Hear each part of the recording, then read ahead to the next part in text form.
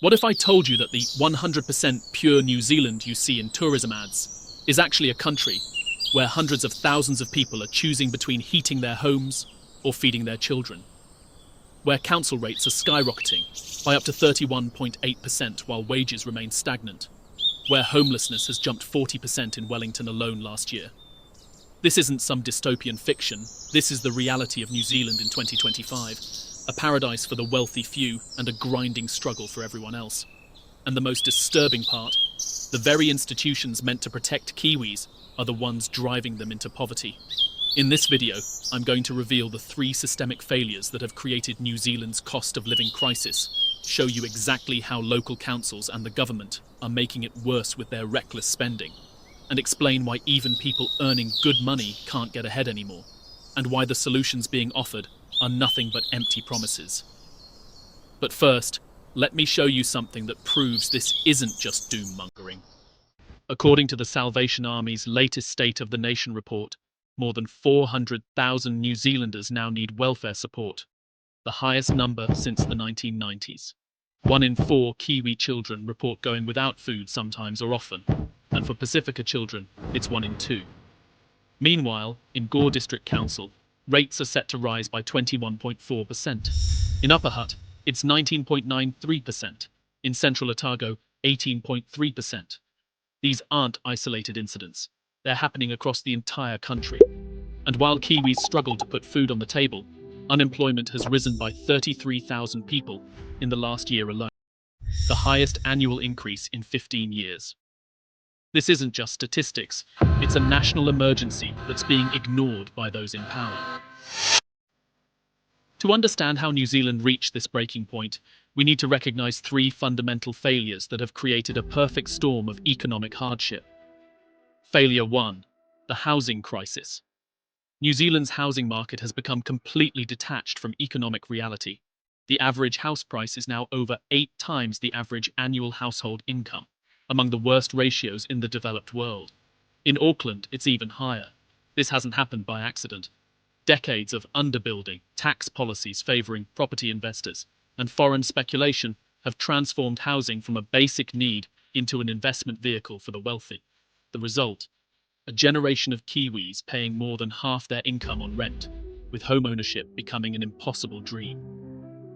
As one young professional in Wellington put it, "I earn $70,000 a year, which sounds good on paper. But after rent, student loan repayments, and the basics, I have nothing left. Absolutely nothing. And I'm supposed to be one of the lucky ones." Failure 2. Council and government overspending.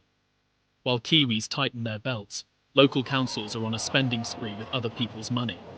The evidence is in the rate increases that far outstrip inflation. Gore District Council, 21.4%. Wellington Regional Council, 20.55%. Upper Hutt, 19.93%. These aren't small adjustments. They're massive financial blows to households already at breaking point. What's worse, these councils admit they actually need even more funding than they're asking for. They're only doing small rises this year to take pressure off ratepayers. What does that tell you about what's coming next year and the year after? At the national level, the situation isn't any better. Despite promises of cutting wasteful spending, essential services continue to deteriorate. Healthcare waiting lists grow longer, infrastructure crumbles, schools struggle with basic resources, yet somehow there's never enough money despite New Zealand having one of the highest tax burdens in the OECD. Failure 3. The collapse of economic mobility. Perhaps the most devastating failure is the collapse of economic mobility, the ability to improve your financial situation through hard work and determination. This was once the cornerstone of New Zealand's egalitarian society, but it's now a myth for most Kiwis. Unemployment is rising, with the rate expected to hit 5.4% in 2025. But even those with jobs are struggling with stagnant wages that haven't kept pace with the real cost of living. The traditional advice to upskill or work harder rings hollow when entire industries are shedding workers and AI threatens to eliminate even more jobs. As one laid-off worker from Auckland told me, "I did everything right, got a degree, worked hard, saved what I could. Now I'm 45, unemployed, and competing with hundreds of others for entry-level positions that don't even cover my mortgage. The system is broken." The human cost. These systemic failures aren't just economic abstractions, they're creating real human suffering across New Zealand.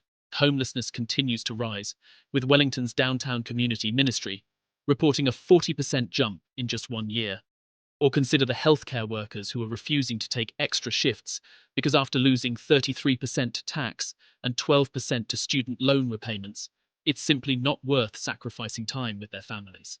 These are the essential workers we applauded during COVID, now pushed to their breaking point by a system that takes more than it gives. Perhaps most heartbreaking are the children going without. The Salvation Army reports that violence against children is climbing, with hospitalizations from assault and neglect at their highest rate in a decade. This isn't coincidental. It's directly related to the stress of financial hardship and falling living standards. The false solutions. What's particularly infuriating is how the proposed solutions completely miss the mark. Politicians talk about going for growth, while implementing policies that benefit their wealthy donors rather than ordinary Kiwis. They debate whether to lower the corporate tax rate from 28% to 25%, claiming this will somehow trickle down to workers, despite decades of evidence that it never does. Meanwhile, local councils blame inflation for their rate hikes, conveniently ignoring that their increases far outstrip the official inflation rate of 2.5%.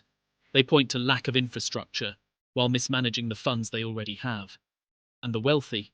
They suggest that maybe we need a wealth tax or capital gains tax, but only after they've secured their own positions. As one tax expert put it, we've gone for being poor as a society, choosing inequality over growth that benefits everyone. The breaking point. What happens when you push people too far? When doctors refuse extra shifts because it's not worth it after tax, when skilled workers leave for Australia in droves, when young people give up on the Kiwi dream entirely. We're already seeing the consequences. Social cohesion is fraying, mental health issues are skyrocketing. The Salvation Army reports that more than half of New Zealanders believe the country needs to do better for people. The system is designed to keep you treading water. The moment you start to get ahead, they find a new way to take it from you. Higher rates, new fees, increased costs. It's like they're saying, how dare you try to escape? The real causes. The truth that no politician wants to admit is that this crisis wasn't inevitable. It was created through deliberate policy choices that favoured asset owners over workers, speculators over families, and short-term gains over long-term stability. For decades, New Zealand has followed a neoliberal economic model that promised prosperity through deregulation, privatisation, and tax cuts for the wealthy. The result? One of the highest levels of wealth inequality in the developed world, with the top 10% owning more than 50% of the country's wealth. Meanwhile, the tax burden has shifted increasingly onto the middle and working classes. As one financial advisor noted, if you're on about 150,000 now, when I get asked to do overtime on the weekends, after I'm burnt out from getting smashed during the week anyway, I now say no, because after I lose 33% of it to tax, 12% to paying back my student loan, do I want to go to work and get paid for half of the day? The closing thought. New Zealand stands at a crossroads. The rock-star economy that politicians once boasted about has been revealed as a mirage for most Kiwis. A system that works brilliantly for property investors and the wealthy elite while crushing everyone else under the weight of unaffordable housing, punitive taxation, and stagnant wages. The councils and government officials, raising rates and taxes while claiming there's no alternative, are the same ones who created this crisis through decades of mismanagement and short-sighted policies. They've built a system where ordinary Kiwis work harder each year for a diminishing share of the pie. As one struggling parent told me, I don't want to be rich, I just want to be able to pay my bills, feed my kids properly, and maybe have a small treat once in a while without going into debt. Is that really too much to ask in one of the wealthiest countries in the world? The answer, increasingly, seems to be yes.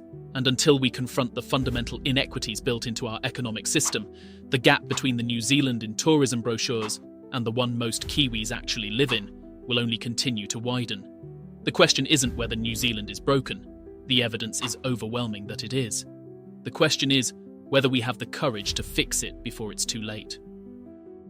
If you found this analysis valuable, hit that subscribe button and share this video with someone who needs to understand what's really happening in New Zealand. What do you think? Has New Zealand's economic system failed the average Kiwi? Let me know in the comments below.